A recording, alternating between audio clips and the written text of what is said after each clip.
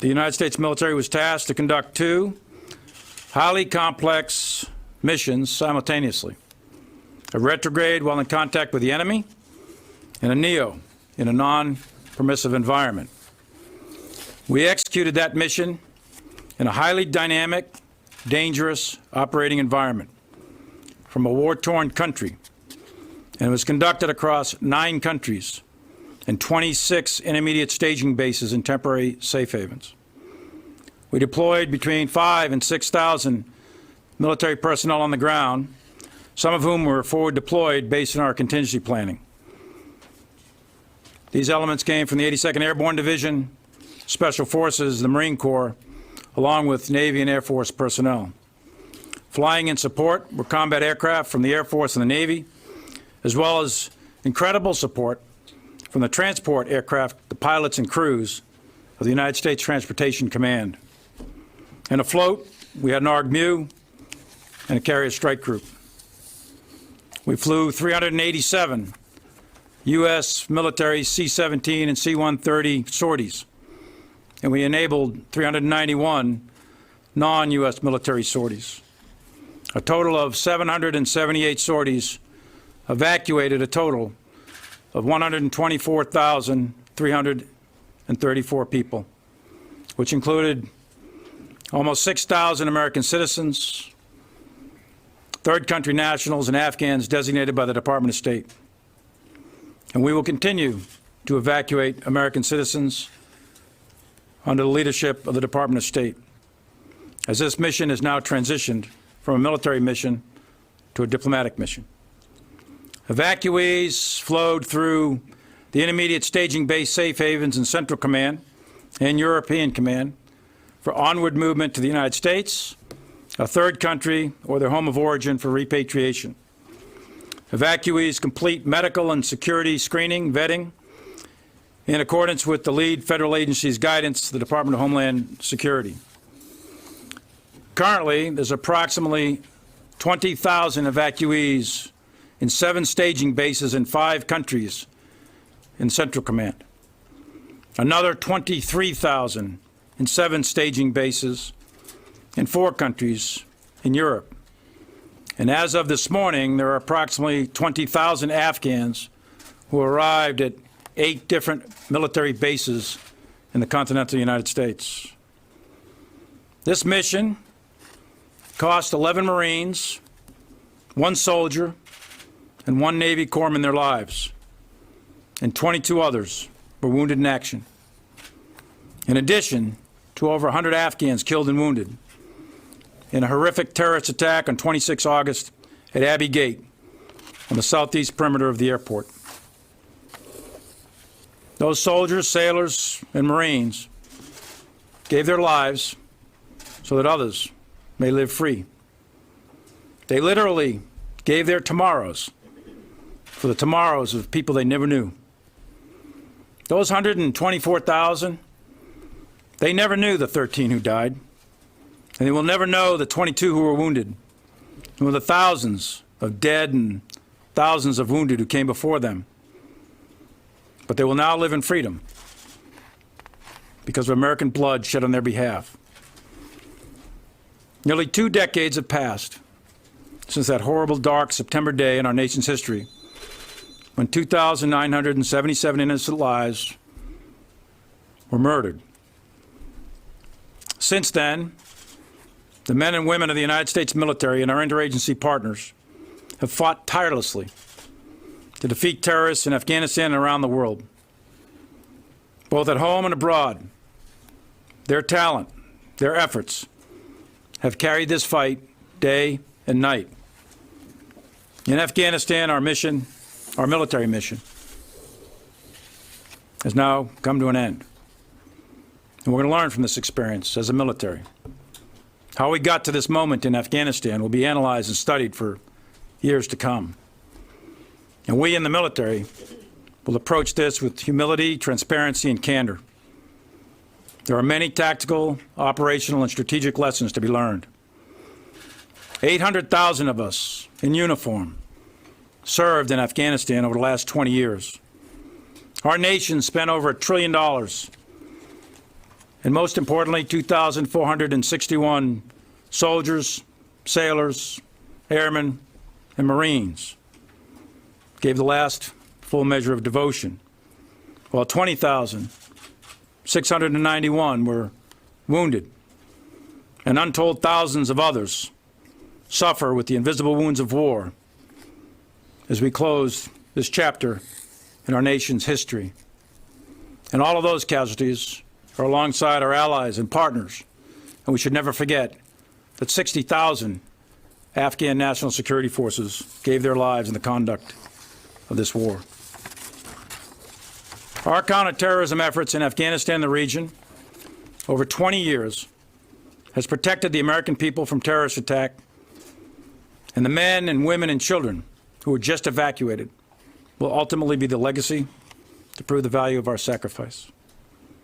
For the past 20 years, there's not been a major attack on our homeland. And it is now our mission to ensure that we continue our intelligence efforts, continue our counterterrorism efforts, continue our military efforts to protect the American people for the next 20 years. And we in the American military are committed to do just that. For those of us in uniform who served in Afghanistan, for our families who have suffered and sacrificed along our side, for those who have supported us, these have been incredibly emotional and trying days, and indeed years. We are all conflicted with feelings of pain and anger, sorrow and sadness, combined with pride and resilience. There are no words that I or the Secretary or the President or anyone else will ever do to bring the dead back, but we can always honor them. And one thing I am certain of, for any soldier, sailor, airman, or Marine and their family, your service mattered, and it was not in vain. Thank you. Okay, I think we have enough time for a few questions, and we'll start with you, Bob. Thank you, Mr. Secretary. Looking ahead in Afghanistan, question for both of you, please. Given the experience of the past couple of weeks at the Kabul airport, where U.S. commanders were coordinating or at least communicating daily with Taliban commanders, to an effect that General McKenzie himself said was at times very helpful. And also, I know, General Milley, in your case, you last year had face-to-face meetings with Taliban leaders, at least on a couple of occasions.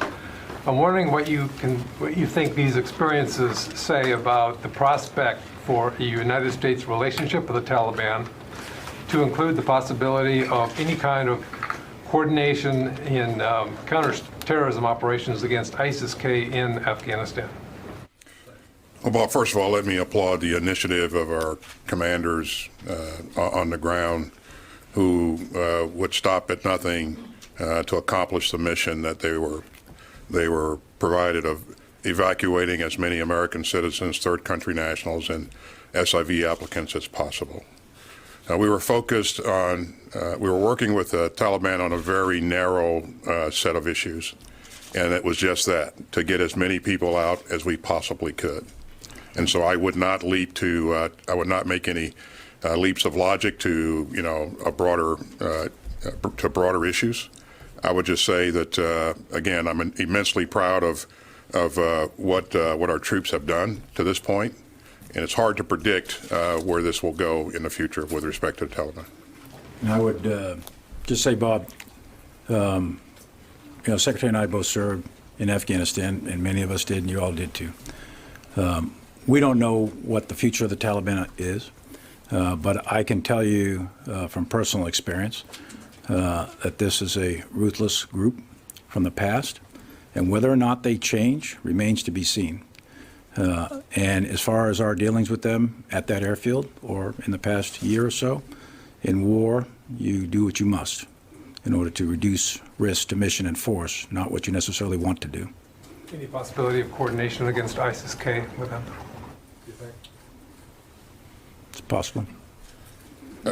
Going forward, Bob, I would not want to make any predictions I would tell you that we're going to do everything that we can to make sure we remain focused on ISIS-K, understand that network, and at the time of our choosing in the future, hold them accountable for what they've done. Let's go to Helene Cooper. Thank you, sir, for doing this. I have a question for you and then another one for General Milley. Mr. Secretary, perhaps it's possible that there's no exit from Afghanistan that would not have been chaotic, given what we now know, and for all the reasons that the administration has mentioned. But I would like to know now, in hindsight, is there one thing that you wish that you or the Pentagon could have done differently? Thanks, Helene. I would just tell you that there hasn't been a single operation that I've ever been involved in where we didn't discover that there's something that we could have done better or more efficiently or more effectively.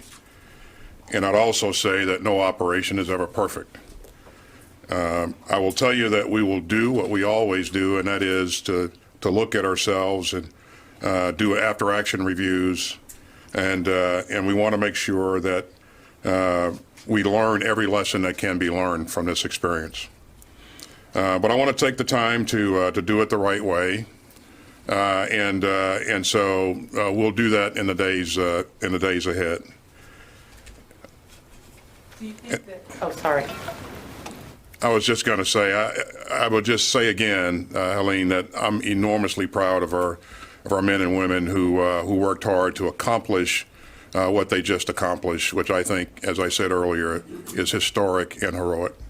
Go ahead. I think we should have maybe thrown out the book on the whole SIV. I mean, the previous administration did leave. I understand the Biden did put a lot of hurdles in the way of the SIV program that this administration had to then deal with upon arrival. Do you think at all that because the Pentagon worked so hard with these people for 20 years, these translators and interpreters, that we should have thrown that whole book out? What I would say, Helene, is that the SIV program is obviously not designed to accommodate what we just did in evacuating, over 100,000 people. And so perhaps this program should be looked at going forward. It is a designed to be a slow process. Secretary Blinken and the State Department worked hard early on to shorten the timeline that it takes to work your way through that process. But again, for the type of operation that we just conducted, I think we need a different type of capability. And for General Milley, I wanted to ask you about Sunday's drone strike. Can you take us back to that morning? You have intel that ISIS-K is plotting another attack. The military spots a vehicle that you believe is full of carrying explosives, and we take the car out with a drone strike, and reports now say that we may have, that 10 civilians, as many as 10 civilians may have been killed. Because of the urgent threat environment at the time, do preliminary assessments indicate that we may have rushed, relaxed, or waived altogether some of the normal checks and balances that we do before a strike like that? A couple of things. One is, as we always do on all of these things, we initiate an investigation. We're reviewing all the video and all that. But having said that, what do we know, what do we don't know, what do we think, sort of thing. At the time, and I think this is still valid, we had very good intelligence that ISIS-K was preparing a specific type vehicle at a specific type location. We monitored that through various means, and all of the engagement criteria were being met. We went through the same level of rigor that we've done for years, and we took a strike. So that we did. Secondly, is we know that there were secondary explosions. Because there were secondary explosions, there's a reasonable conclusion to be made that there was explosives in that vehicle. The third thing is we know from a variety of other means that at least one of those people that were killed was a ISIS facilitator. So were there others killed? Yes, there are others killed. Who they are, we don't know. We'll try to sort through all that. But we believe that the procedures at this point, I don't want to influence the outcome of an investigation, But at this point, we think that the procedures were correctly followed, and it was a righteous strike. So we've got time for one more question, and we'll go to Barb for the last question. Thank you, Chair. While your messages today from both of you, your messages of compassion and gratitude are certainly understood, in the last several days, both of you at multiple times have issued these kinds of messages and statements. And what I'm curious about is, what do you see in the country, with troops, with veterans, that makes you feel, it's a rare thing, that makes you feel these messages must continue, and you have put out so many in the last few days? And General Milley, I was very struck you used the words pain and anger, and that you understood that was out there. So as a combat veteran yourself of Afghanistan, can you help people understand that? Where does your pain and anger come from? If you could both answer your views on this. Yeah, I would start by saying, Barb, that this is the longest war in our history. And so there have been a couple of generations that have participated in this war. And as we've gone about, I've gotten input and reactions that are from all sides of this issue. And as I said in my opening statement, that's to be expected. And of course, I respect that. And I think we have to provide ourselves the time and space to adequately deal with everything that our veterans have been through. And we will work through those issues. And the system will be there to support our veterans as we work through those issues. I just think, again, we need to respect each other's views and be supportive of each other. And the one thing I would say, Barb, is that people will process this differently. And for those who think they need help, please seek help. We're there for you. And as I said, you heard me say a number of times before, mental health is health, period.